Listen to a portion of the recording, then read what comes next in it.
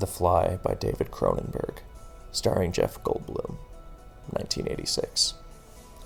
Hello friends, one of the reasons I love Advance as much as I do is that we see a lot of really innovative teams being churned out regularly, even with the metagame being as old as it is. Now, before I say more on that, then I have to first say a few words about what I believe innovation is. So, to me, innovation is not about taking some unseen Pokemon and slapping it on a standard team. You know, chances are at this point in Advance, if an NU Pokemon isn't seeing use in OU, that's for a reason. I mean, with some very rare exceptions, and we'll get to those. Don't worry. But for the most part, the common Pokemon are common because they're good. That makes sense, right? But a lot of people have a very surface level conception of what innovation is, and they see a team of 6 very OU, very standard Pokemon, and they dismiss it as boring. To me, innovation goes hand in hand with being effective. So if you can take a team of 6 standard Pokemon and tweak them and optimize them to be as effective as possible, that to me is innovation. You do not need to try and get some use out of, Girafarig in order to be innovative in OU. Just little tweaks go an incredibly long way. The team we're going to look at today is an example. Over the course of Advance's development, over the past decade and a half, then Jirachi has been tweaked to the point, both in terms of moveset and EVs and partners and playstyle. Now Jirachi, in many situations, is a good counter to Tyranitar, which, let me tell you, like a decade ago, that was unfathomable.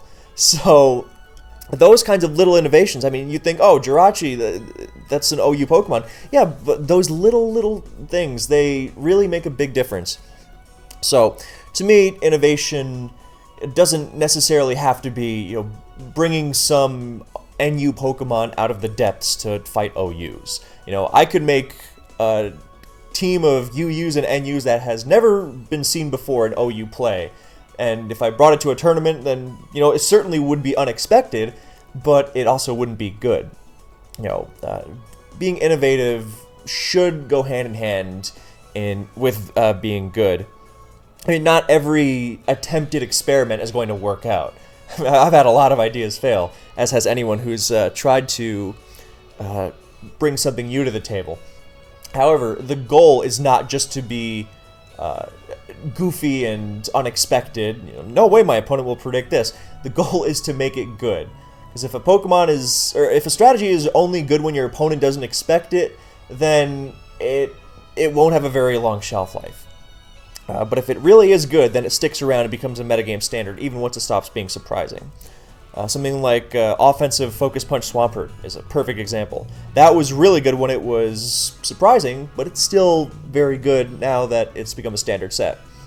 So, now that I've said that, while most innovation in a metagame as old as Advance is going to be about tweaking the little things, the movesets, the EV spreads, the partners, the playstyles, like, for example, Jirachi being used as an interim Tyranitar switch-in, and so on. Because even just changing the way you play something can make a huge difference in how your opponent is able to react to it, and thus, if that kind of thing really takes off, then that becomes a metagame development in and of itself. And I'll keep going back to the Jirachi into T-Tar example, because it is one of the best. Or, for example, Zapdos staying in on Tyranitar lead. That's something that you really have to take into account nowadays. And before, not so much. So, yeah, now, where was I going? Oh, yeah, okay, so most innovation is going to be on a smaller scale. It's not going to be, brand new Pokemon. It's going to be in the smaller stuff. However, over the past half-decade or so, then we have been seeing a lot of Pokemon innovation. Now, for the most part, like we said, the common Pokemon are common because they are really good. and most of the time you are going to want to use them because they are the best for the job. And for the most part, when you're thinking of innovation, like, oh, has anyone tried, Girafarig and OU? Chances are it's a lot of Pokemon that aren't seen for a reason. However, over this past half decade or so, then we have seen a significant uptick in lesser seen Pokemon from the lower tiers. And that's because, when we're in that team builder looking for, the next big thing, then we're not going to find it on command. But we can look for certain traits that fulfill a unique role in the metagame. And then we can try to incorporate it into a team and see how it functions. For example, Moltres got its start in OU really as a true, genuine piece of OU. Not as like some member of a gimmicky team, but because it was slapped on a proven team structure. It was slapped on Skarmory, T-Tar, Gengar, Swampert, Spikes, and turns out it did a lot of great things there. So you take the lesser seen Pokemon and then you put it into a proven structure and see what it can do for you. You try to figure out what traits it brings to the table, and you try to figure out what kind of team style this fits in, and then you see where you can slot it into that established team style. For example, something like a Rain Dance Kingdra would fit perfectly into a special offense team. Special offense teams are good. Hey, Rain Dance Kingdra seems like a great special cleaner because it doesn't have Calm Mind, but it's fast and it's got a really strong rain boosted Hydro Pump. So you give it that similar support, and what do you know? With the same support you would use to clear a path for a late game Calm Mind Suicune or something, then Kingdra may also fit. And by exploring those little intricacies of these underutilized Pokemon's strengths, then you find places for them on teams, and then as you use them more, you see, oh, well, this Pokemon can also do this and that, and then you start using them more and more, and then they really have a good place in the metagame.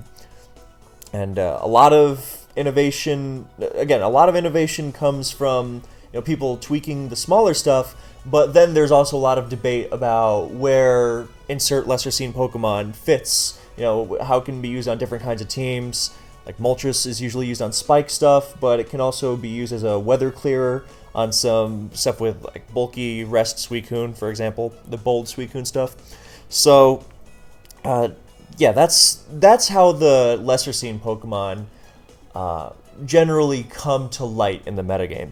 Now you do have, so the rule is, as a whole, when you're trying something new out, you generally try something that is, if you want the team to really be consistent, successful, then you should be trying to limit it to one innovative Pokemon per team.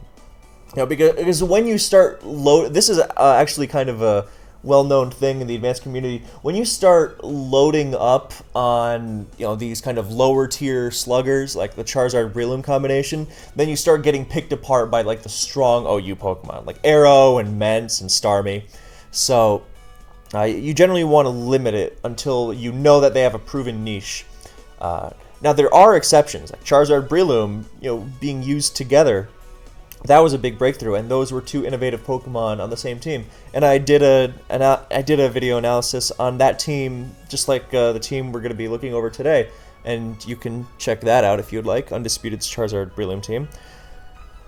Now, okay, so this team, you see, has both Hariyama and Marowak. And, they're surrounded by 4 very OU Pokemon, but they are still lesser seen, and they are used together. So this is the rarer kind of innovation, the rarest even, where you've got multiple lesser seen Pokemon used together. So it's always cool to see. Now, again, you really cannot force this. This takes a lot of trial and error, a lot, especially error, because a lot of this stuff really won't work together if you're trying to get too cutesy. However, if you really recognize the niche that these Pokemon have and are able to get something not just functional but good out of it, then that's one of the best feelings in Pokemon. Okay, so before we get into the team itself, we have to go into this team's precursors. Because, again, I want to stress this, a lot of innovation is not reinventing the wheel. I mean, even the innovation with, lesser seen Pokemon, that is still generally steeped in the established standards of the metagame. Because these Pokemon very rarely completely reinvent what's around them. They just manage to find their place among what is already established. The power level of advance generally is not such that you completely have to reconsider your conception of what the metagame even is, because nobody thought to use Hariyama before. Now, I'm not saying these Pokemon don't have some sort of tangible impact on the metagame, far from it, but I'm saying that they're not going to upend everything you know. So, again, we are going back to 2016. And I know this thread that I just clicked on because for once we're going to actually use the visual component of this video, or this type of video. So I know this is 2018, but UD, he came back to Pokemon in 2016, and he was messing around with Hariyama. Now, Hariyama had been messed around with before because Knockoff is a very rare move in advance, and Hariyama is by far its best user because it also happens to counter Tyranitar, etc., and so on. If you want more details about why Hariyama is good, then I recommend going to my video titled The Obnoxiousness of Knockoff. It's so handy being able to just plug my own videos in these because I've covered these topics before. So, yeah. Now, he was using Hariyama, and the reason I mentioned UD's use of Hariyama is because previous experimentation with Hariyama didn't really get anywhere. That seemed like barely any usage in high-level tournaments. I mean, people thought, oh yeah, this is pretty cool, seems fun, but no one really managed to put together a really good team with it. Some people came close, but nothing really stuck, And UD, the reason I'm bringing up this thread from 2018 is that UD's 2016 team, he wound up using a little less than 2 years later in SPL. This Hariyama team that you see on the screen right now is what he was his original 2016 team. And matter of fact, Stars, I think this is the most direct precursor of the Star team that we are going to be examining today, just because it's got the most similar structure.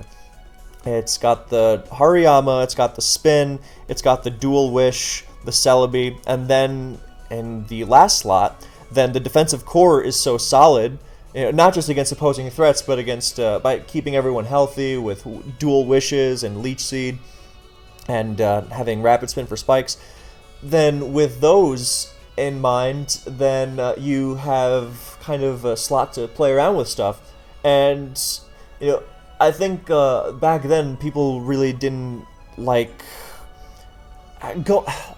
They kind of, I don't want to say close-minded, because I really don't like knocking on players of the past. How could these primitive players not have thought of this genius strategy? But generally, they stuck to the confines of their play style, and that's generally a good rule. But that's one of the reasons why I think this UD team is so innovative, because I think very few people would have thought, all right, good defensive core, and now I'm going to, maybe they would have thought, oh, let me put a Tyranitar in this last slot because Sand and Knockoff go together really well, or let me add some speed. Dugtrio helps a lot.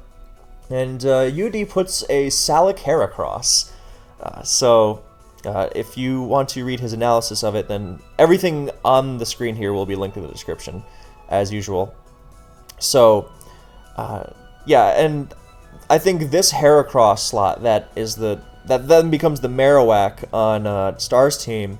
Obviously, there are other changes, but I think that's the same kind of innovation in terms of what you can put into the last slot that this team was really important for. Now, this team didn't really become popular because there are some teams that are really quite good, but they are kind of specific to the person who built them, just because they kind of built them a certain way, and it's not just like a personal, I guess it is kind of a personal thing, where they built it, they know how it's supposed to be played, It's very much tied to how they like to execute it.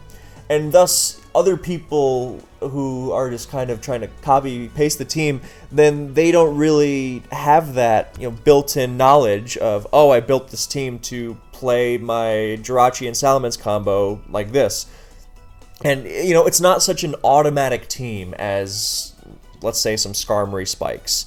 So it's not the kind of team that gets copied around very much. And a couple of players have had... I remember Heist, or Babidi. He made a lot of teams that he had a ton of success with, but nobody else, or very, very few people, if anyone, were really able to copy them and have the same type of success, because they were very much, linked... their success was very much linked to how he envisioned them, and they were not very pick up and play. So, I'm not talking like anything extreme. Like, I don't think that this UD team is very extreme either, but it's certainly a lot less copy and paste than the aforementioned Skarmory Spikes example. So, while this team didn't really get a ton of use outside of whenever UD was playing in a tournament, he had a really good amount of success with it. And I think it contributed something really important to the metagame in that Heracross slot, as well as showing what kind of support Hariyama worked really well with. I mean, the dual Wish Core here, that was something else we didn't really see a lot of. And if we want to see the SPL game he brought it to, then... yeah, so here we see Hariyama's strengths. It's just knocking off. And... oh, wait, forgive me. He does not have the dual Wish Core. Wait, no, yes, he does. I'm sorry. He had a very innovative Jirachi set, so he was innovating both in terms of team structure and innovative Pokemon and innovative movesets. So that's another reason why I appreciate this team as much as I do.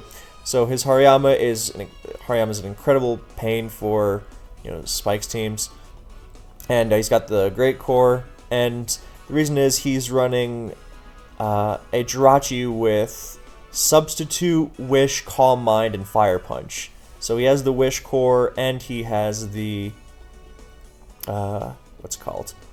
He has the Dual Wish, and he has the Calm Mind thread on Jirachi. And he also has Sub on it, because sometimes you want Sub Calm Mind Jirachi, sometimes you want Wish Calm Mind Jirachi. Now, we're getting to the point, I promise. I just wanted to show this team because of how sweet I think it is. And... another thing to mention is that this Hariyama is incredibly bulky. Yeah, as you see, it's like impish max defense. Yeah, that was the standard for Hariyama when it was first thought of. It wasn't really thought of as an offensive Pokemon.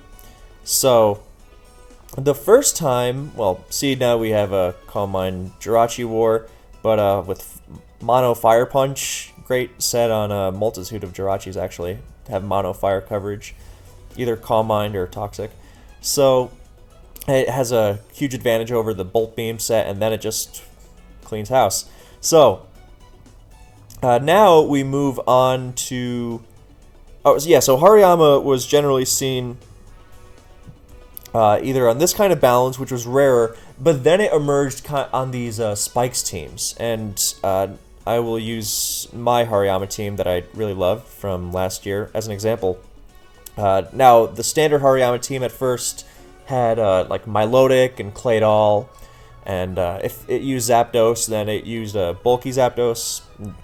You can read about this more if you like. But yeah, this is just generally an example of where Hariyama tends to slot in. People didn't slot it in as naturally on balanced teams like UDs. They were generally like, oh well. What goes well with Knockoff and Sand? Spikes, of course. So it was a very different approach. So UD's Yama team was very, very unique because it didn't think, oh well, I need to supplement this knockoff with Spikes. So now we're going to go. All right. So This UD game was 2018, February 24th, 2018. Now we're going to jump ahead to July 12th, 2018. World Cup Finals between Valentine and ZF. Valentine was using a team given to him by Undisputed. There's also a Hariyama, gets another T-Tar lead matchup, and what Focus Punch? Yikes. So this was the first high-level tournament usage of offensive Hariyama. So, it does have a huge attack stat, and stab fighting is very dangerous for a lot of advanced teams, so why not? Now, the reason that it hadn't really been thought of was it was thought to be outdone by Machamp, who was faster and stronger, as well as a little naturally bulkier without investment. So you can invest in its speed without being as frail. So I believe so anyway. Just because Hariyama's natural defense stats are very, very low, and so its huge HP can be kind of deceptive if you don't give it defensive investment. And then of course you're not able to invest in as much attack and speed as you like. So, and we're going to get to why offensive Hariyama is very, very different from Machamp soon. But for now, we're just seeing, Hariyama hits, really, really hard with that Focus Punch. Snorlax boomed there. I know I skipped turn.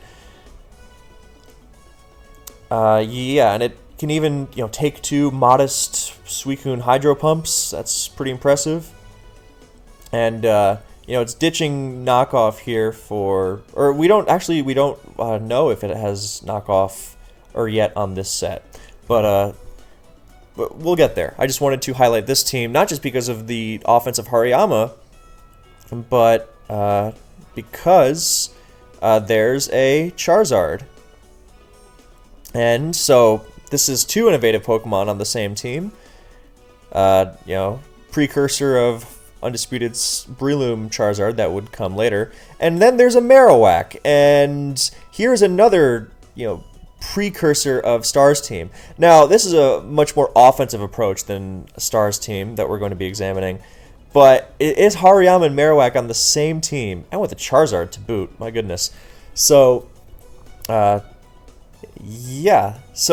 Marowak is a huge, huge threat, and the only problem is, it's not very fast. It's got a lot of really bad weaknesses. Ice, water, grass. It's not frail, but it's certainly not bulky, especially because it has to hold Thick Club and therefore cannot hold leftovers. However, if you can get it in, then it obviously hits really hard. I mean, that's an unstabbed Rock Slide, really plowing Gengar. So, okay, so now we are shifting our focus from Hariyama to Marowak. We know what Hariyama's done and how far it's come and so on. But now we have to go to Marowak a little bit, because turns out this was not the first time Undisputed had made a team with Marowak. Now we go back to SPL a couple of weeks after that UD Hariyama game. We go to March 9th, 2018. So Undisputed brings another offensive team. Lots of regular offensive characters showing up here. And then at the end, we see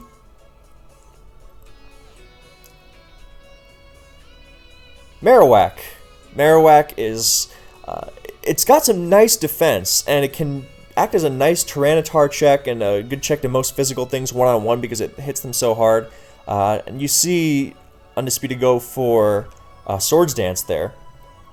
And it just that really makes sure that defensive teams are not handling it at all, because Marowak is not fast, but it is fast enough to outrun slow, bulky Pokemon. Swampert, Blissey, lots of Tyranitars, so it threatens a lot of defense teams. It's strong. It's like Medicham in a way, except it's got Stab Earthquake instead of Stab Fighting, different weaknesses and so on, but it does play very similarly.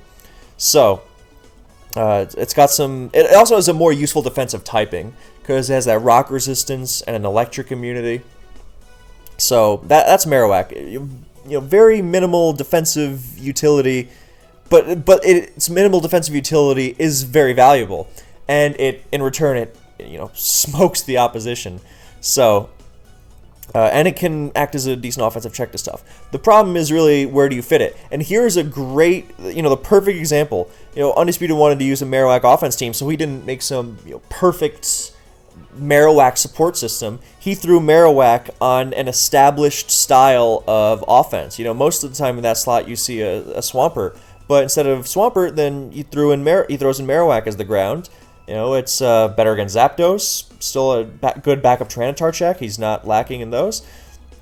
And you get a lot of benefit from it. So this is what I mean. I mean, the Hariyama Charizard Marowak team, that was crazy. But that was the exception. This is generally how you get it to work. The Marowak on a otherwise proven structure. So I do think the Hariyama Charizard Marowak team was really cool as well.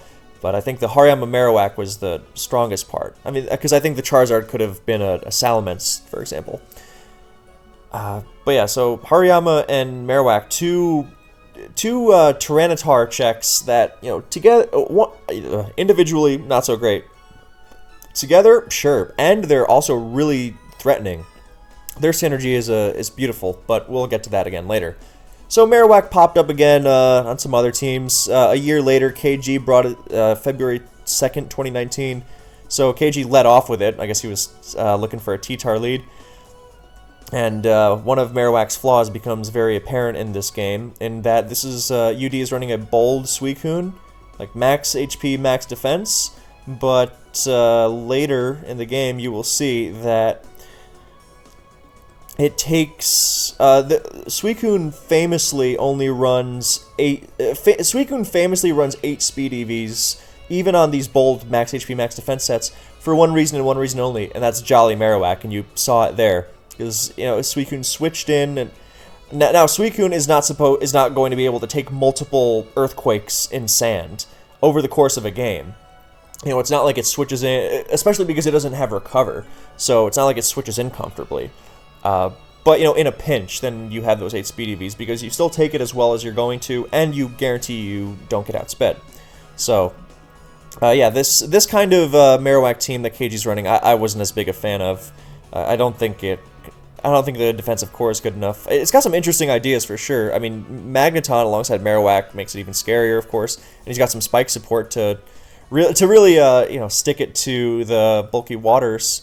But but this is another example of what I meant. Not every attempted experiment is going to be a success, and that's just what happens sometimes. Especially when you're trying to innovate in an established tier like Advanced OU.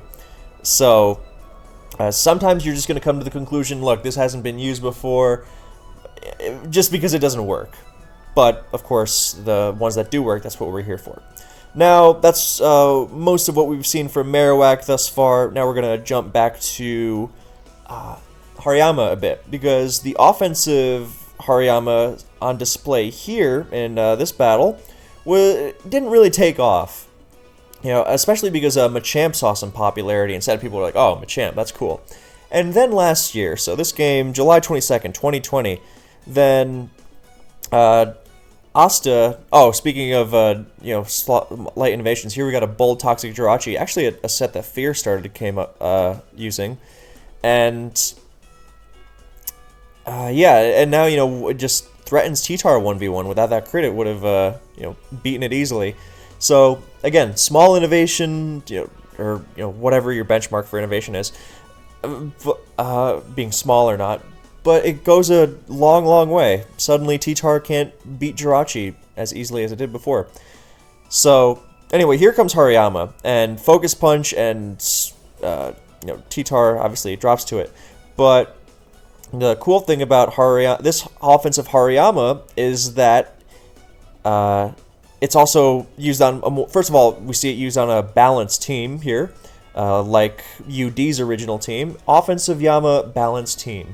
So that's another first that we're seeing.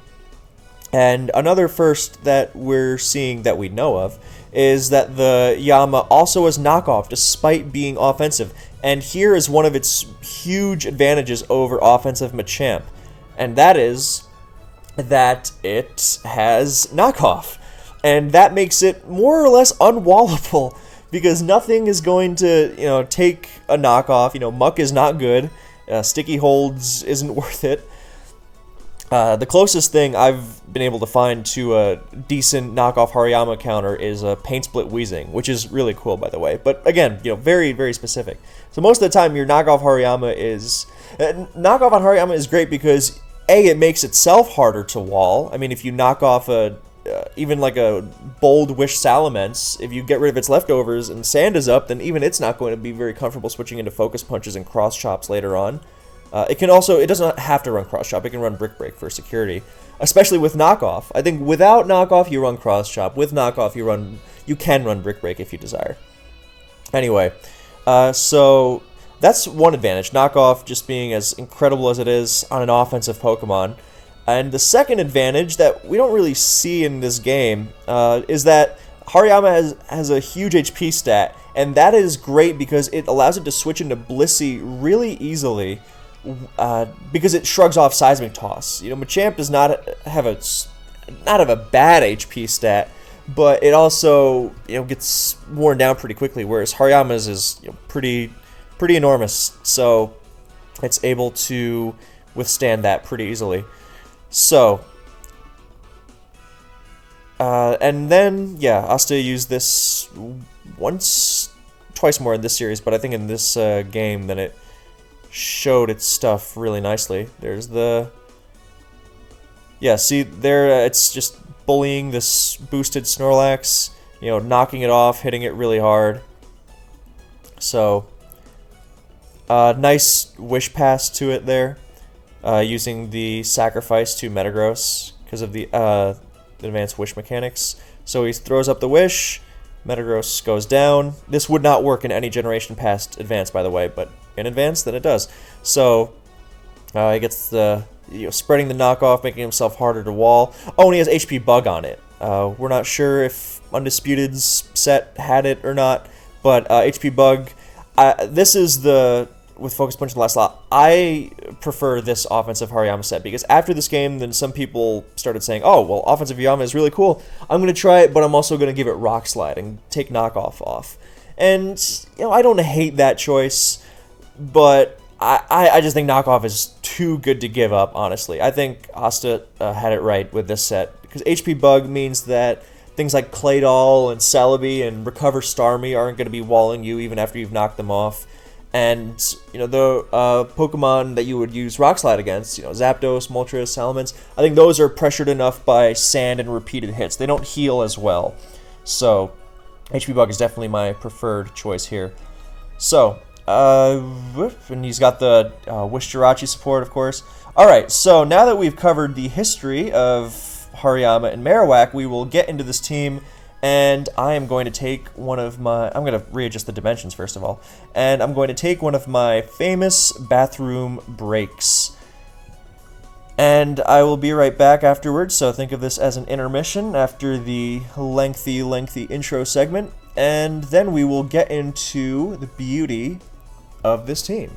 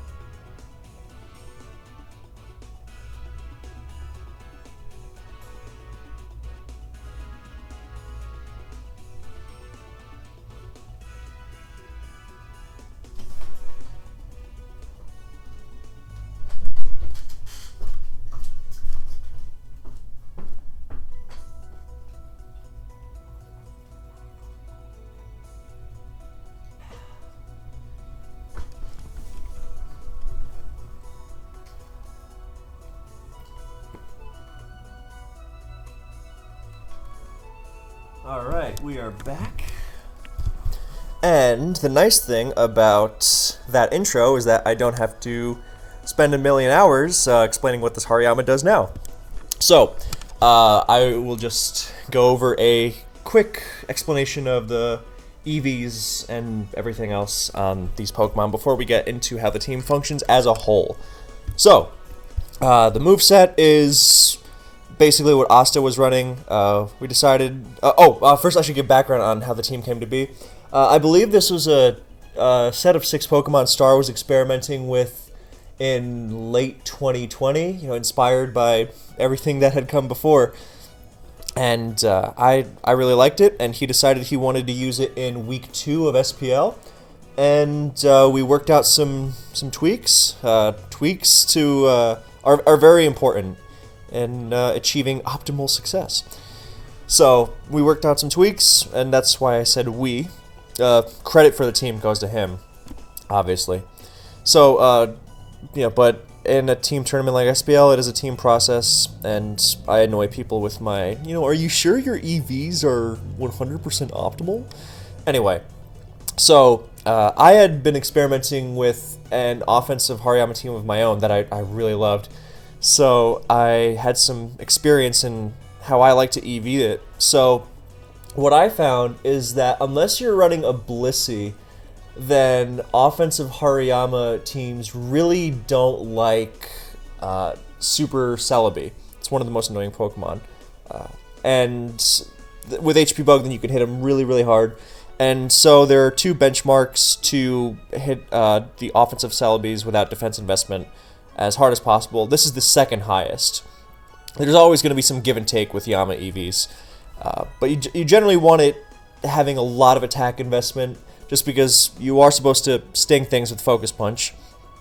And you don't really need max, but it definitely helps. Especially if you're trying to hit with HP Bug as well. So, this is just to sting Celebi and otherwise hit hard.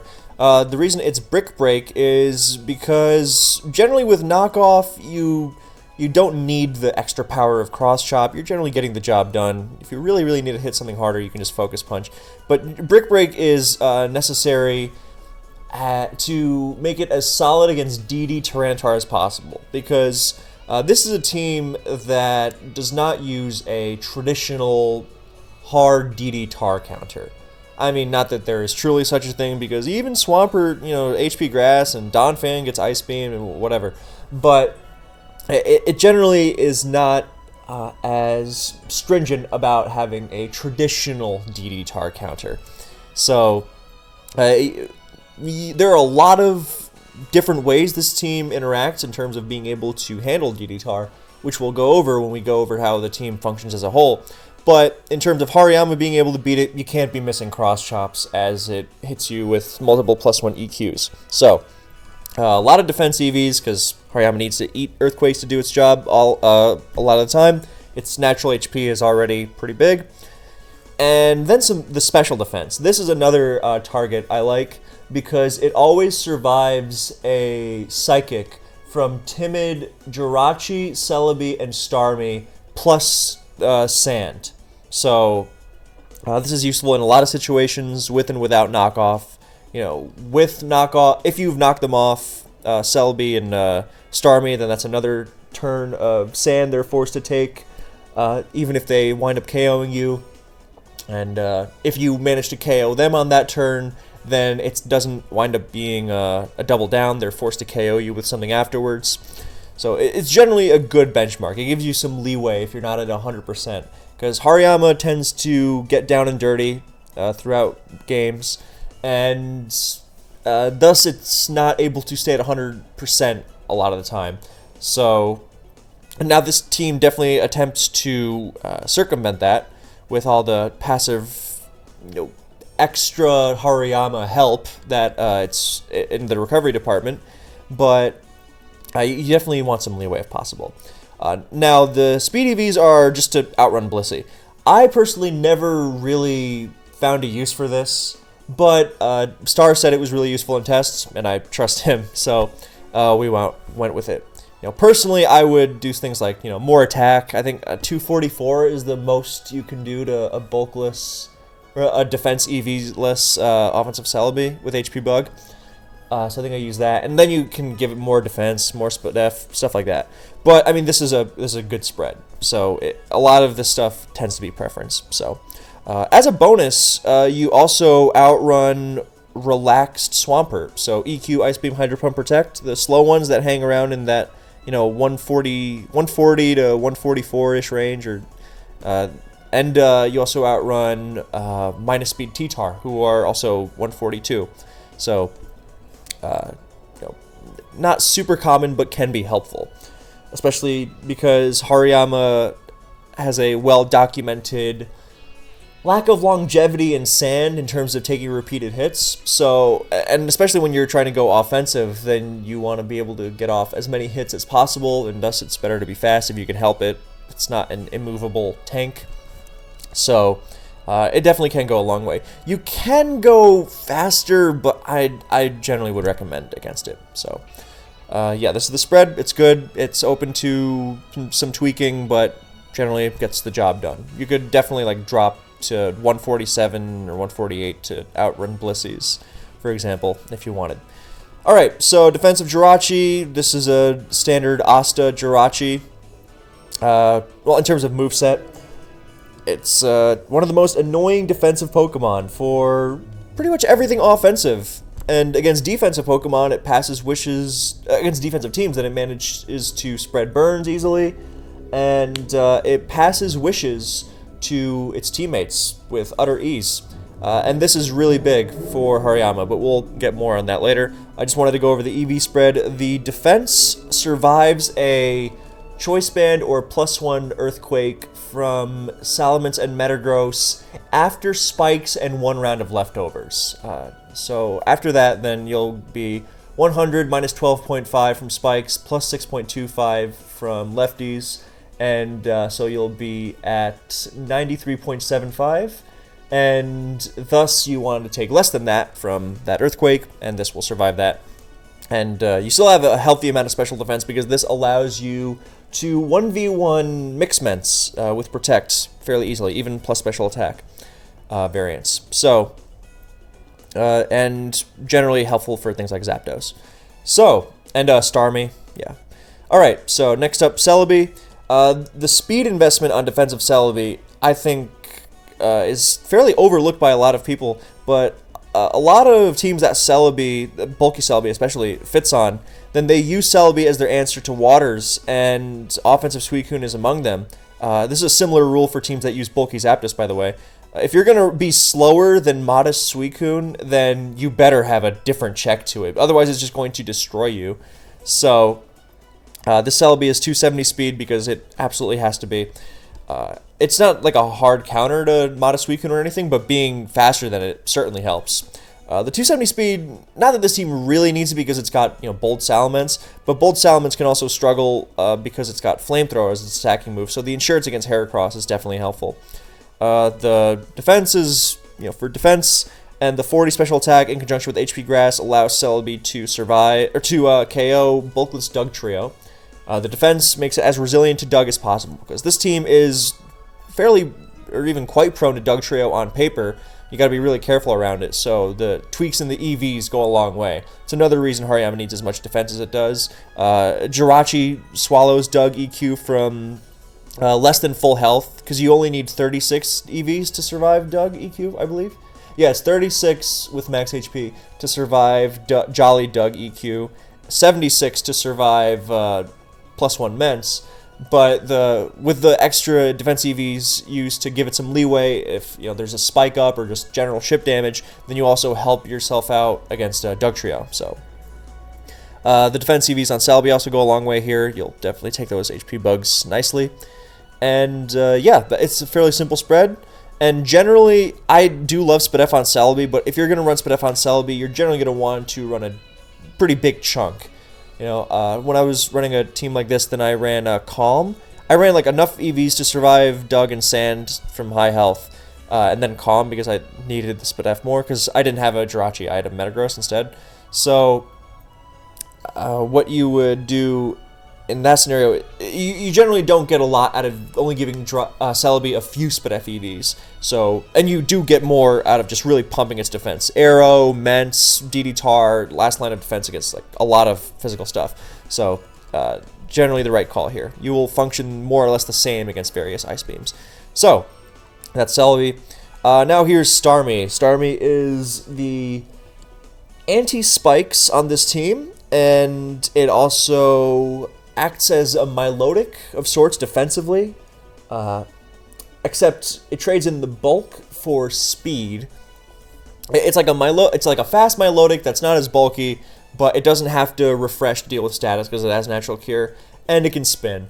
And it provides Thunder Wave support, and Hariyama and Marowak are slow, and being able to spread paralysis really helps them out a lot. And it's not the only paralysis spreader either because of Jirachi's Body Slam. So, lots of synergy going on here. The EVs, I personally am a fan of bold Starmie, like really, really slow Starmie. But we decided on a faster variant here. Star likes this because this outruns Adamant Dugtrio. And it will also outrun pretty much every reasonable Gengar. Now the SPDF, this is something I tweaked with. The 32 SPDF is to survive Tyranitar Crunch at full plus Sand. The 8 special attack is to increase your odds of 2-hit KOing healthy Pursuit Tyranitar, 2-hit KOing it from full through leftovers, and then the defense is mostly leftover to tank earthquakes from Swampert and such. Metagross as well.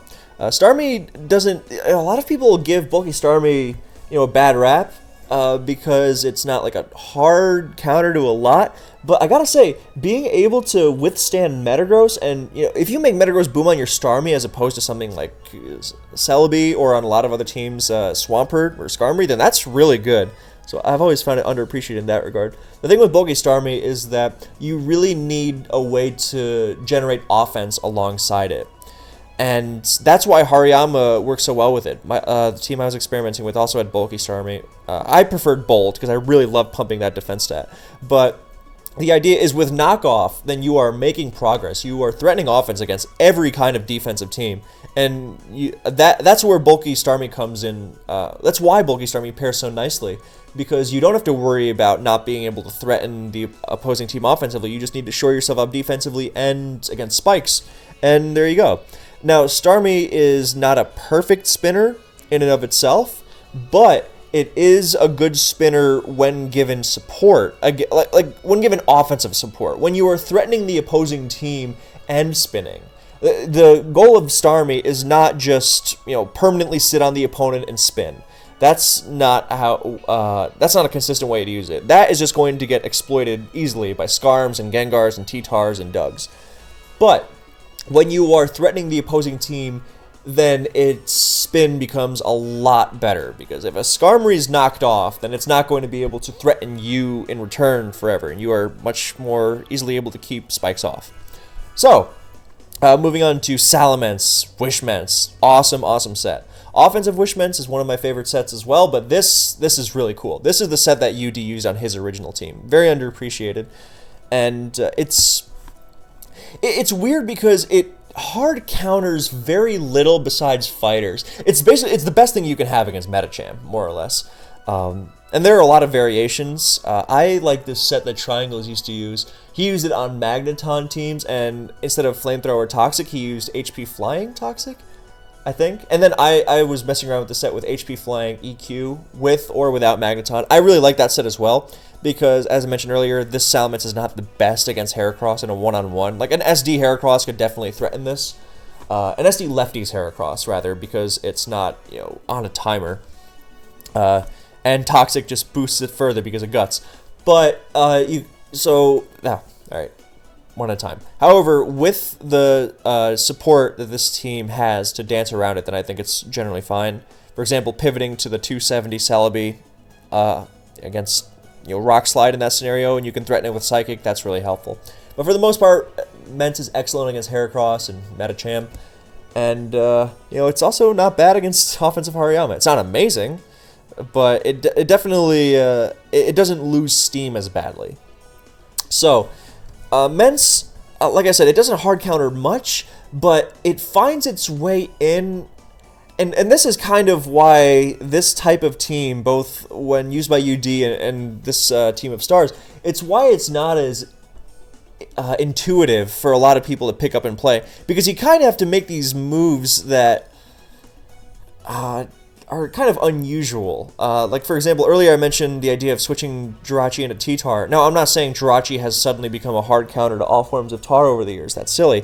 But it is a very good switch to most forms, and Mence operates in pretty much the same exact way. Like, you don't really use Mence to... Well, I guess another Pokemon this hard counters more or less is opposing DD Mence, but, well, it's a pretty good one, anyway.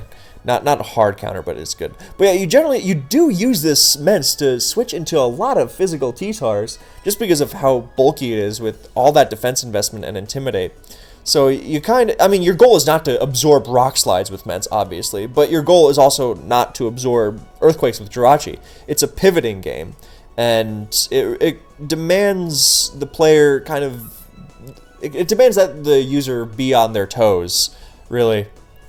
So that's why it's not really as intuitive to use as, switch Scarm into bulky Pokemon, set up spikes, send an offensive Pokemon. But it really fits in like very little else would on this type of team because of its very unique defensive utility in and of itself and in conjunction with the other Pokemon on this team. Yeah, it's the second form of Wish support. It's anything physical gets staved off. Spreads Toxic nicely. Toxic Flamethrower. Toxic Fire, good combination. Jirachi uses it on a lot of sets. So yeah, the spread is pretty simple. It outruns Jolly Tar just so you can get a Wish or a Toxic off on max speed T-Tar, like before it, like if you're facing a mixed T-Tar, the UD Tar, the plus speed variant with Ice Beam, and you can get a Wish off before it Ice Beams you, or something. So, on my Wish Menses, I generally prefer like just maxing defense, just getting every little bit of bulk out of it, but again, preference. So, finally we come to Marowak. Now, earlier we saw Undisputed use Swords Dance, and that definitely could work over Focus Punch in the last slot. But Focus Punch is nice because it really, really slams Skarmory. And, yeah, it just makes Marowak more immediate in most senses.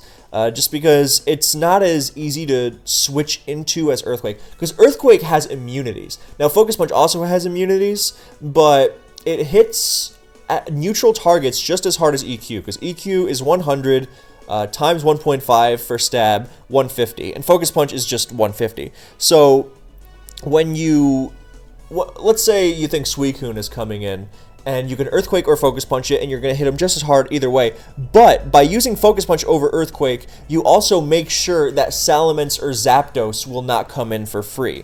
And, even a resisted, unstabbed Focus Punch from Marowak hits incredibly hard. Especially in Sand, of course, against these flying pokes. So, yeah, and of course you utterly destroy Skarmory without needing a turn of setup. It generally makes Marowak a more complete threat. Oh yeah, we used Jolly in the game, and then after the game we determined Jolly was a waste. I'm always a fiend for plus attack natures, but we really said, look, if people are running like Speed EVs on their Milo still, I don't think Speed EVs on Milo are very good. But if they're going to do it, it's just generally better to have as much power as possible. Make Marowak best at what it's supposed to do. So, yeah, now I wanted to present the team as it was originally used, but now I definitely would recommend Adamant on it. Okay, so how does a team work in conjunction with each other? Well, we will be looking at the SPL game in which it was used, of course. But first, we have to look at the individual synergies. Now, thanks to that lengthy intro, we know generally how these kinds of teams function. Hariyama knocks things off, it causes chaos, and then there's a great defensive core behind it. You have the Wish support, the dual Wish support, in fact, and you have the Leech Seed to accentuate that further, while also wearing down the opposing team in conjunction with knockoff. So, it's really firing on all cylinders. You knock off the opposing leftovers, you keep yourself healthy with Wish, and you keep yourself healthy with Leech Seed while further draining the opponent especially because of knockoff's effect. And you're also good against the offensive threats in the metagame, not just the Pokemon in and of themselves, the DD Menses and DD Tars of the world, but also because you are good against spikes. So, and status, you have 2 natural cures, and Gengar does not get in easily against this team. So, yeah, there's nothing better than knocking off a Gengar's leftovers and watching it slowly die. It's just, yeah. Hariyama is able to cause as much chaos as it is throughout the game because it's receiving those 2 wishes and those leech seeds, and it's not completely ruined by a Blissey Toxic or whatever. Matter of fact, it enjoys it because Guts, I mean, a Guts boosted Focus Punch is terrifying. So, even those even Salamence at -1 is not going to take it, especially if it's been knocked off. So you both are resilient to status and can use it to your advantage. And then of course there's Marowak as the kind of second act to Hariyama. So it's not as gradual because it's not knocking things off, but it has that same kind of physically defensive presence that it turns into an opportunity to launch a volley of just devastating physical assaults. And it has that backup T-Tar check, and it also has that very, very nice electric immunity, which separates it from Hariyama. So it's even helpful against Zapdos. And both of them are good against Tyranitar in and of themselves, and with the dual wish combination of Jirachi and Salamence, both of whom also help against Tyranitar in various ways, then the whole team is just firing on all cylinders offensively and defensively. So it's really just beautiful, and I think that's almost everything I wanted to say about it, just because I think we've covered most of how it functions. And there's the dual paralysis support for both Hariyama and Marowak. Marowak historically has been seen as this agility recipient, but it's a great standalone Pokemon with paralysis support. On that team Undisputed used to use like T-Wave Zapdos, Body Slam Snorlax, and same idea here, just on a more balanced approach. Asta's team, he had the T-Wave Porygon too. That kind of thing works really well. So Yama and Whack are supported beautifully here, and by being supported, then they are able to support their team further. It's a really nice cycle. So, the team is not without it's not ironclad against everything. I mean, when you use these lesser seen defensive Pokemon, then you will be able to. You definitely do see, I see why this isn't used on so many teams. It doesn't contribute as much defensively as the staples OVOU do, especially if you use them together. So it does require good play to get the most out of them. Whereas, again, I keep going back to the Skarmory example because that's the de facto standard for Advance, simply because of how automatic it is. You get your spikes with Skarmory, you get your sand, and then your offensive stuff kind of does it for you. And with Blissey and your physically defensive pokes, you just switch around. And with this, you definitely have to be more on top of it, and we're gonna see an example of this in the game. So, we definitely need to be aware of that if we are going to get the most out of this team. But I think it's for what. That makes it sound like I'm disparaging it. I think that if you are able to play as heads up as the team demands, then it is incredibly rewarding. There's not a defensive team out there that this team cannot threaten. And there's some offensive combinations that are dangerous, but really nothing that can't be handled with good play. So let's get into the SPL game where it happened. Let's readjust the dimensions again. This was January, wasn't it? Yeah, January 24th, 2021. So, let's get into this battle once I readjust.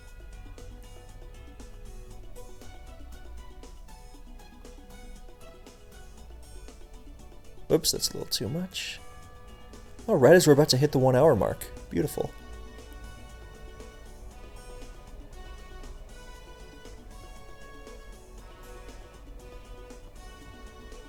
Alright.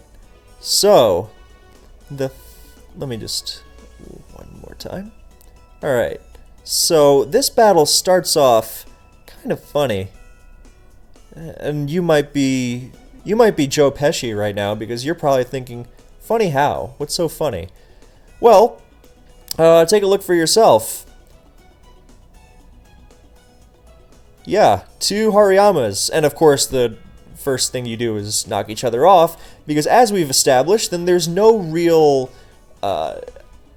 good absorber. There's no real absorber of knockoff in Advance OU. And you definitely don't want to get your own Pokemon knocked off without being able to respond with your own, if you are able to do so. So there really is no course of action besides knocking each other off. So that's what happens.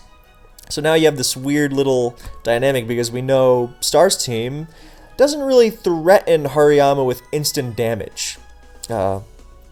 Yeah, I'm getting this flashback of what if Star switched to Marowak and got the Thick Club knocked off on the first turn.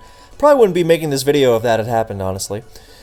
Anyway, so, yeah, here comes the Mence to soften... Oh, well, it still eats the Brick Break nicely. Fake's also using Brick Break. And I think that definitely, that might show offensive investment on his, because ever since Asta started using offensive Yama, then the defensive sets have kind of fallen to the wayside, which I think is a shame. I still think defensive Yama is very good, especially on bulkier Spikes teams. But there is no denying that that offensive Yama is more of a threat in its own right, and that's why it's become more popular. So I definitely recognize that it is the most popular set, or the more popular of the 2 sets. For a good reason. I think it should be, but don't sleep on defensive. Anyway, so Mence comes in trying to soften the blow. So he doesn't want to stay in and get his Mence knocked off. 2 knocked off pokes in the first couple turns would be disastrous. But what he's able to do is, first of all, fakes his, he sees leftovers. There's no threat of choice band HP flying, so he's just gonna knock off the Hariyama, or try to knock off the Mence. And now Star has pivoted it in so that his Hariyama has the upper hand in terms of in this one-on-one, and hopefully now he will be able to chase out Fakes' Hariyama and get a knockoff on something else. So this is what I mean by being able to pivot around to get the most out of the team. So there's a Brick Break at -1, still does a lot, and Fakes stays in and then pivots out to Claydol. So nicely done. He was very aware of what Star was trying to do there. So, and he gets some extra damage. He's saying, you know what, I can take a hit. The cross chop would be devastating, but it's manageable. So, Celebi and Claydol, another crit. Anyway, so Claydol not staying in, doesn't want to see what's going on. The sand pops up. Now, one thing about the Star team is that while you want sand with knockoff, obviously it's great, you don't, you really aren't able to fit T-Tar anywhere on that team. I mean, okay, you can fit T-Tar over Marowak. The team I was experimenting with was basically this, with T-Tar over Marowak, and instead of Jirachi I had Metagross, but you could definitely run Jirachi there. But I think that would make, it would still be a good team, but Marowak is what really makes the team what it is. I think you would be using something very different if you were to swap it out. So the nice thing about knockoff here is that with Marowak, you still have a ton of offensive pressure, especially with all the status flying around. And the knockoff is not meant to do all the damage by itself. You're not just going to remove lefties and be like, well, that's the game. Obviously, it can be like that in some games for defensive teams that are just horribly crippled by when they're not able to last forever. But with Marowak and Yama itself, then the knockoff is more a tool to accentuate their hits, their attacks. So you are not relying on it by itself. So you don't really need the sand. Now, and I say this because obviously there are going to be a lot of games where the opponent brings sand for you. However, if you need sand, but you rely entirely on the opponent bringing sand, then that I don't think is a good idea. However, if sand is just helpful, then you can let the opponent bring it for you, because chances are they're going to bring a T-Tar. but you don't need it, and that's the difference here, and I think that's incredibly significant.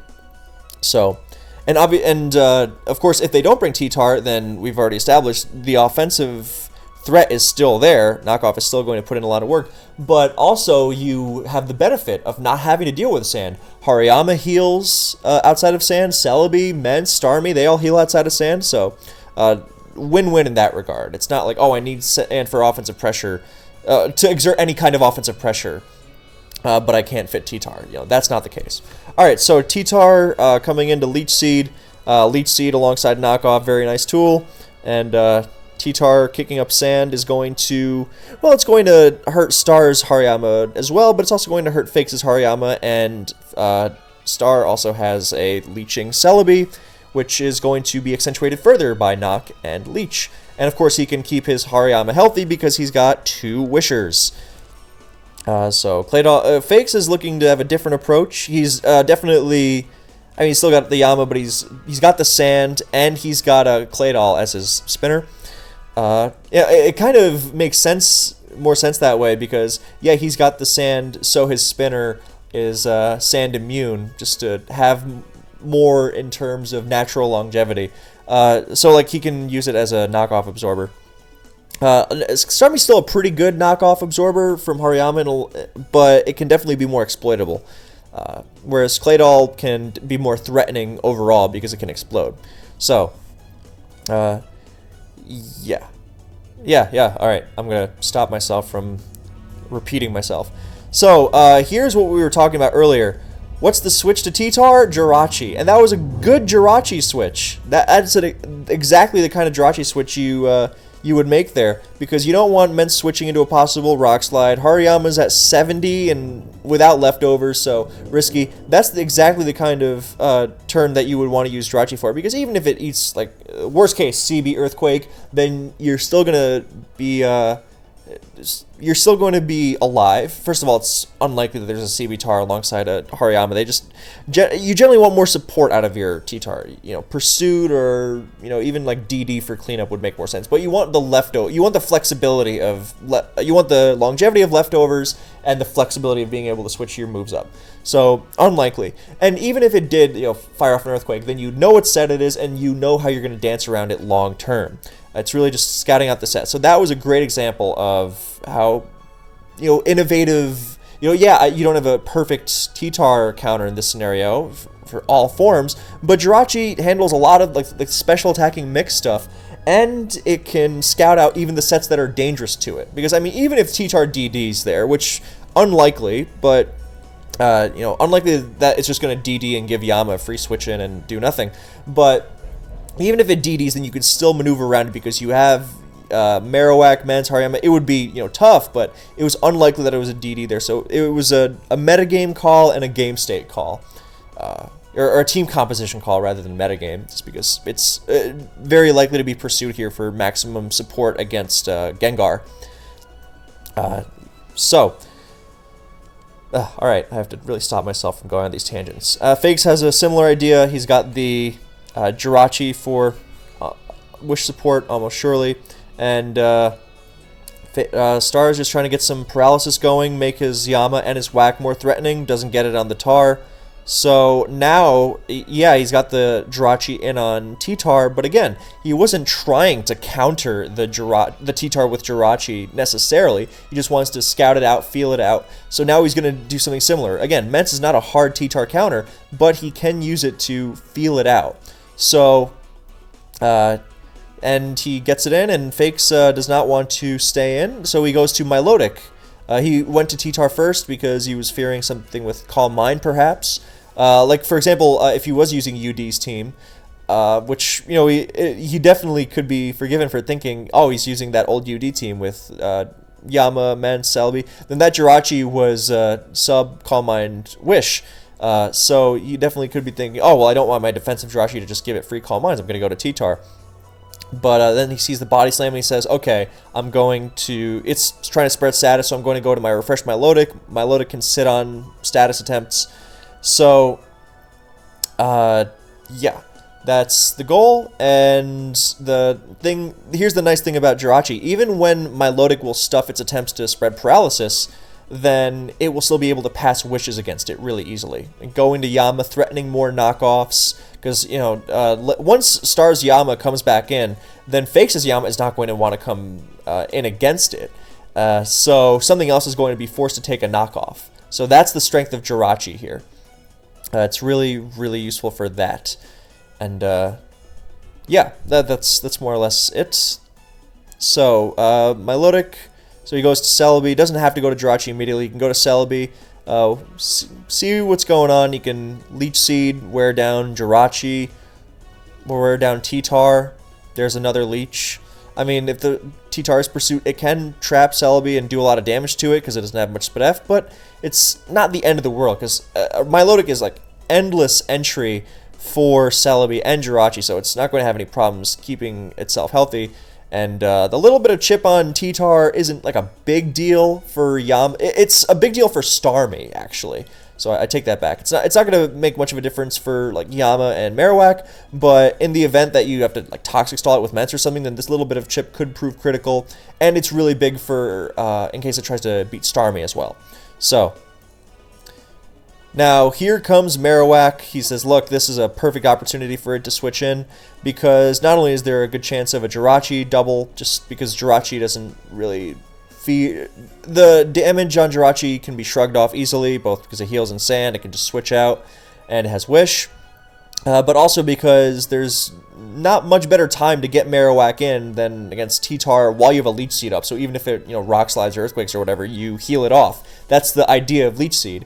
You take these Pokemon that aren't healing, Hariyama because they're sand, Marowak because it doesn't have leftovers, and you give them these little bits that just help fortify them against the opponent's assault and give them those opportunities to get in and wreak havoc.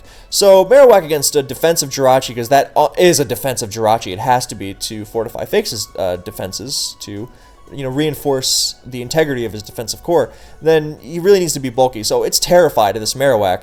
And so in comes Claydol, and Star pops an HP Bug. And if that was an adamant Marowak, I don't think it would have died necessarily, but it maybe would have had a shot. So yeah, Jolly Marowak is just not it.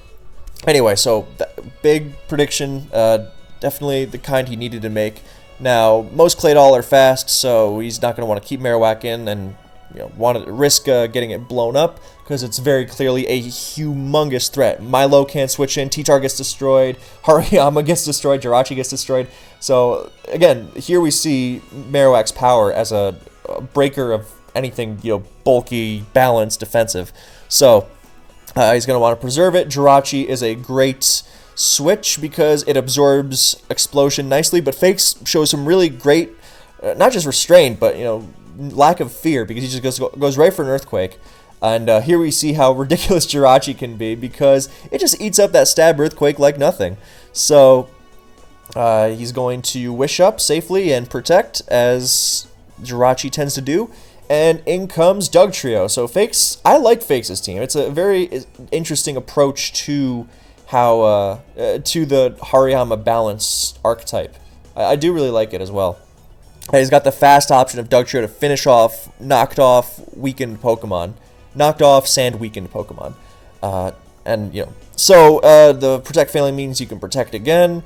So, and here is where those extra defense EVs really come in handy, because now Jirachi's not at full health. I mean, if this was a 36 defense Jirachi, then it would have it'd be almost guaranteed to KO it, to die at this point, I think. But with those like excessive defense EVs for the Ments with some spikes and turn to lefties, then CB Ments, of course, then you are a lot more free in situations like this. You can survive this EQ and get that body slam and cripple the Dug. So Fakes decides, I'm not gonna risk it. So he second guesses himself, and yeah, so this is an example of how this team, Dug weak on paper, but with good play, you can keep your bulky Pokemon out of range and, threaten it back. So it's not like it's helpless against Dug. It's not like you have, Magneton, Raikou, and a zero bulk T-Tar or something. So Yeah, so he's decided, look, I want to see what tar this is, so again, I'm at full health. I've seen it's leftover, it's not going to CBEQ me or something, so I'm just going to wish up and see what it does. And we see Fire Blast, which alongside leftovers almost guarantees that this is going to be a Pursuit Tar. So Crunch, Pursuit, Fire Blast, Filler. So Protect, just to make sure you don't die to Fire Blast. Hariyama comes in, and 2 rounds of Sand, very nice. So now the thing we said earlier about Stars Hariyama, once it gets in, then Fakes is not going to want to absorb it with his own, but that also applies for Star. He can't switch into his own Hariyama here, so something else is getting knocked off. And he also has to be careful because Fakes' option of Dugtrio is really threatening. I mean, in a way, Dugtrio threatens everything but Salamence here, so you really got to be careful. So he's going to go to Mence, and that's okay because at least Mence is not that valuable here. There are no real physical attackers, and he can still pass wishes easily. If T-Tar comes in, he'll just Toxic it, and then Jirachi becomes even more obnoxious. And otherwise, he's just going to pass a wish off, or just keep the wish for himself, actually. Protect, he stays healthy, and you know what? If Mence does nothing else but absorb the knockoffs from Fakes' own Hariyama, then that's really valuable. So that was a good call. He didn't really have anything that needed wish passing to either. Actually, no, he can have his cake and eat it too. He can keep his Mence healthy, and he can go to Jirachi now and heal up his Hariyama. So he can respond in turn. Because Fakes does not have as sturdy a Mence response, or a Yama response as what's his face, as Star. I thought he was going to wish, honestly, but he decides to start throwing out paralysis. I guess I see what he was doing there. If T-Tar comes in, you get the para, and if Milo stays in, then you force a refresh, you get a wish off safely. Maybe it full paras, and you get to heal up Yama for free, something like that. But generally, you don't want to do nothing but wish, and you want to exert some offensive pressure in return. So you know what? I appreciate that body slam. I like that. Again, heads up. You play the team defensively, but you also have to find your opportunities to be aggressive. You can't always just outstall everything. That's generally not how you're going to win games, especially in this matchup. So that T-Tar really does not want to get paired. That's 0 for 3 now.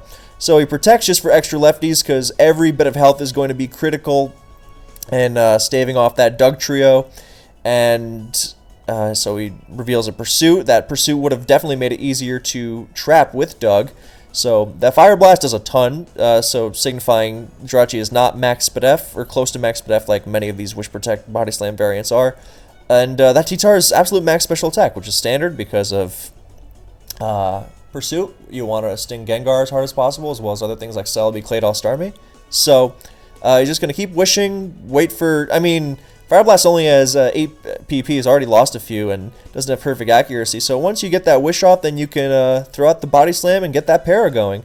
And fine in the 4th attempt, then it paras and full para. So there you go. Wasted wish, but nothing the worst. Now Fire Blast is missing again. Para, and this is a perfect opportunity to wish up the Yama. There you go.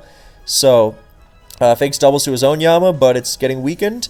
And the nice thing is that here Star does not have to engage here. He can keep his Yama as healthy as it is, and he can just go to his own Mence as it did before. And of course, Fakes does have the option of wishing to his own Hariyama with his Jirachi, but he doesn't need to do that yet. Now, the one thing about paralyzing T-Tar is that it means it can pursue the Wish Mence with complete ease, because Mence can't Toxic it. And, Pursuit is going to be annoying. So, but that's inevitable. You just have to make sure that you're making the most out of it. So maybe that wish was a little on the passive side. Because, he's not going to... Because once you realize, look, this T-Tar completely walls the Mence and chips it and makes it easier for the Yama. So, maybe that wish was just... unnecessary, because if he's getting pursued, then he's not even going to be passing the wish to the Whack or the Hariyama.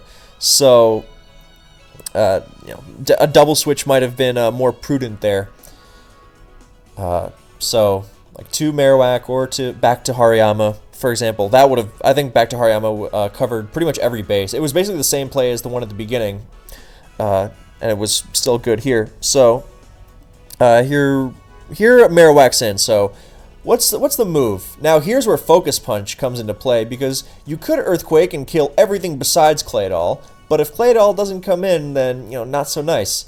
Or if Claydol does come in, then you just wasted the opportunity. And with Focus Punch, you hit Milotic, the only real Pokemon that can switch in without dying besides Claydol. You hit Milotic just as hard as EQ, and you also smack Claydol. So that was the perfect example of why Focus Punch is good. And he gets a lucky crit and brings Milo down. Now, over the course of the game, Milo was not going to be able to hold Marowak off forever, but that definitely helped a lot. And Adamant Marowak would have been better as well. So here comes Claydol again, threatening the Boom. And here's the double switch to Dugtrio. And nice move by Star going to Starmie. Is thinking, look, I don't really need Starmie. I mean, or rather, if he booms on Starmie, or look, put it this way. If Claydol booms, then Marowak earthquakes and deletes everything. So, definitely go to Starmie because it walls Claydol permanently. And matter of fact, now that Milotic is gone, then Starmie will be able to... Or I guess Starmie was always inherently like a good Pokemon to have here, because Surf threatens everything except for Jirachi and Milotic. And Milotic, I mean, will chase it out with Toxic, but gets sat on easily by Starmie in conjunction with the other defensive Pokemon. And Starmie gets T-Wave, making it even easier for Hariyama and Marowak to deal with. So, in this position, Starmie is really good. And the only way that you really let it go is if Claydol booms, and in that case, then Marowak just wins. So definitely the right move there, and it keeps Jirachi and Celebi out of Dugtrio range. So very free Surf here, and the defensive Jirachi comes in, doesn't take much, but there's no avoiding the T-Wave here. Like, the closest thing he can do to avoid that is like go to T-Tar on a T-Wave and then try to crunch, but... I mean, Starmie's got a good chance at 2-hit KO. I mean, T-Tar has shrugged off the chip from earlier, from Leech Seed, which means there is a chance that it can live 2 serves. Not a great one, but there is a chance. And, yeah, but there's Starmie's still fine because it can live, and it can generally just make things easier for its teammates. So, now he just kind of sits on the Jirachi and waits for something to happen, really.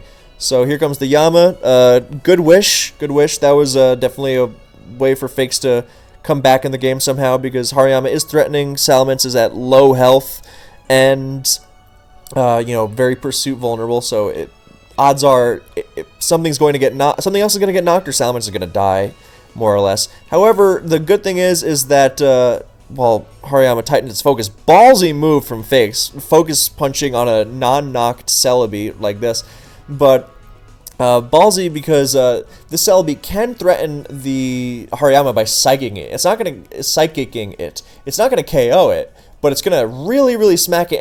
And because of Hariyama's lack of bulk and losing health and sand, then it's going to make it really hard for Jirachi to wish pass to it either, or as well. Sorry. So you could even argue Star should be psychicking here, but instead he goes to Mence, playing it on the safer side. And look at how much of a beast Wish Mence is.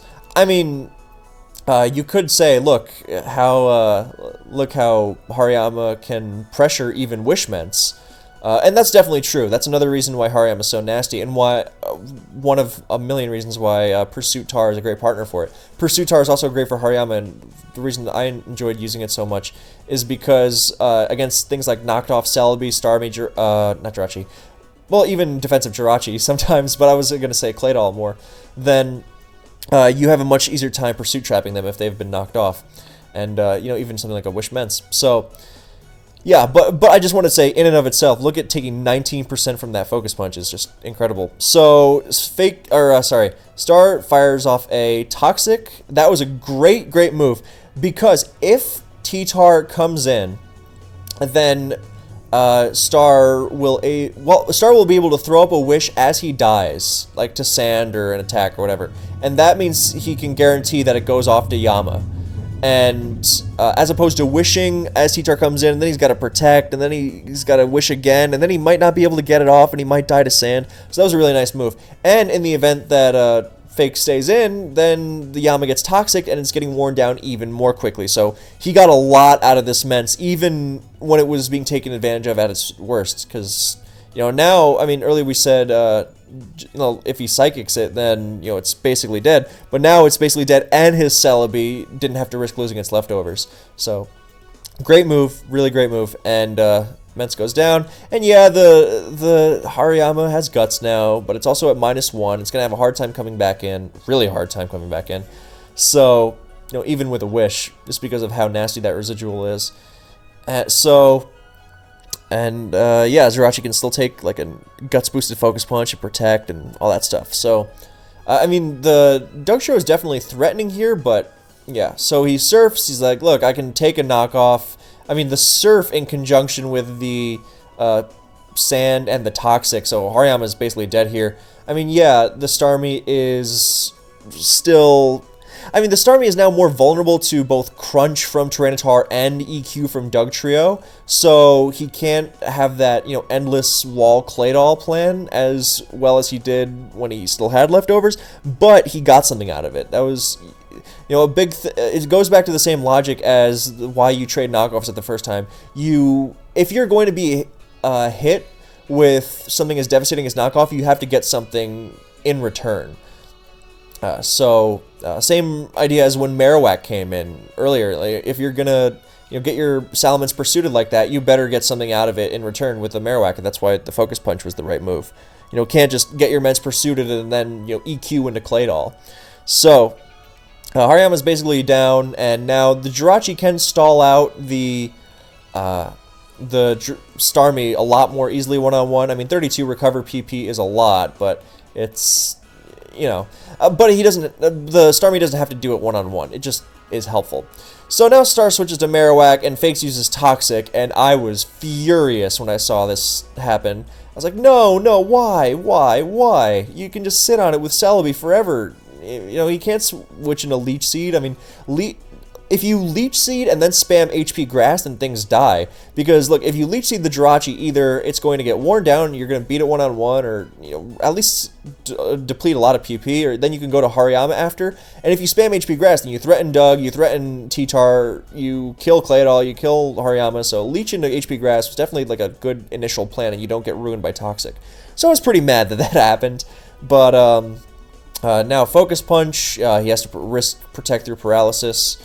And the problem with this is that now Claydol can be sacrificed, or actually Hariyama is definitely the better sacrifice, because Claydol can still explode, so, ignore that. Claydol can still explode and, get something for itself. You don't need the EQ immunity anymore, because Hariyama's going to go down, and Marowak is going to go down to 64, and it is bulky physically, but it doesn't have a lot of HP, and it doesn't have investment in either defense or HP, so it is going to get finished off by Doug. Sadly. However, still fine, because that HP Grass Leech Seed thing we mentioned is just as applicable now. Of course, he can't Leech Seed everything, because if he Leech Seeds into T-Tar, and then Jirachi comes in on HP Grass, as happens, then, he's just burned a Leech Seed, but he also chipped T-Tar, so, I mean, it helps a little. Definitely tougher now without the whack, and especially because the Jirachi is going to Toxic and, chase the Celebi out. But he actually tries a different approach. This is much better, because Starmie with the Leech...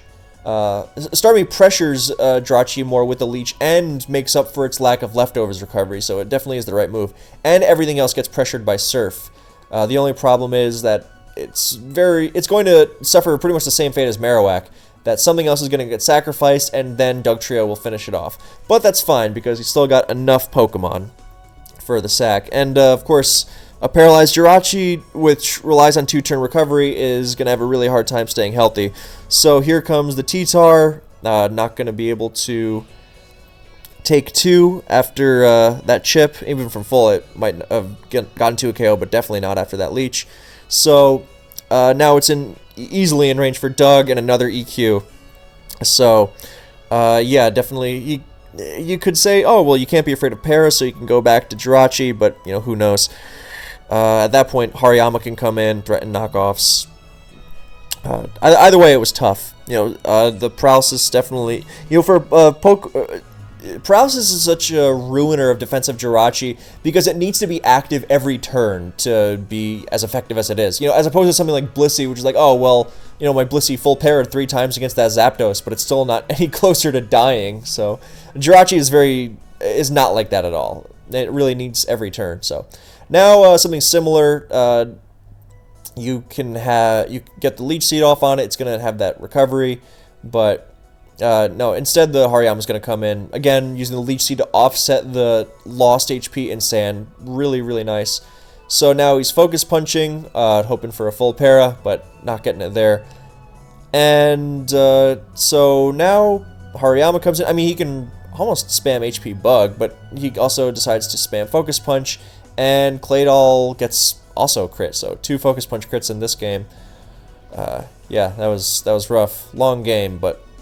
now Fakes is gonna get him back because he crits the the Hariyama with Dugtrio. He even called it in the chat. So, Leech Seed, if you don't believe me, then yeah. Oh, this game was really nerve-wracking to watch live, and I really hope if you're watching this, then. Well, I assume most people watching this will not know the result, so that just makes it even more exciting. Anyway, Leech Seed again.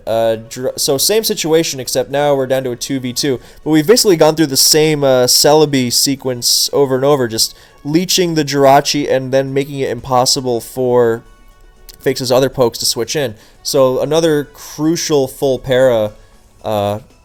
I mean, even if he didn't full para, he Wish protected, and then Stars Jirachi was going to get the advantage on him regardless. So, and then the same idea applies. Dugtrio is forced to switch in, Star makes the good prediction, and Body Slams, doesn't get the para, but he still can live the EQ.